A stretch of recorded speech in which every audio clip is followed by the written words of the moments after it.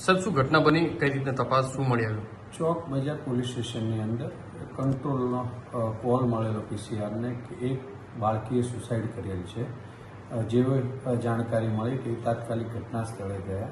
ઘટના સ્થળે જઈ અને જોયું તો એક બાળકીએ સુસાઇડ કરેલ હતું. જેની ત્યાં એક એને સુસાઇડ નોટ બી લખેલી હતી.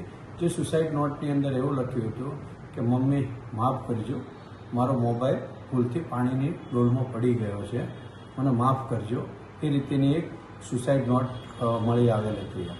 જે આવી ઘટનાની અંદર હોય ત્યારે જે માતા પિતા છે, બાળકો એમની આગળ એમની કોઈ રજૂઆત છે કે એ કહી શકે એ રીતેનું ઘરમાં વાતાવરણ હોવું જોઈએ, જેના કારણે આવી કોઈ દુઃખદ ઘટના ન બને.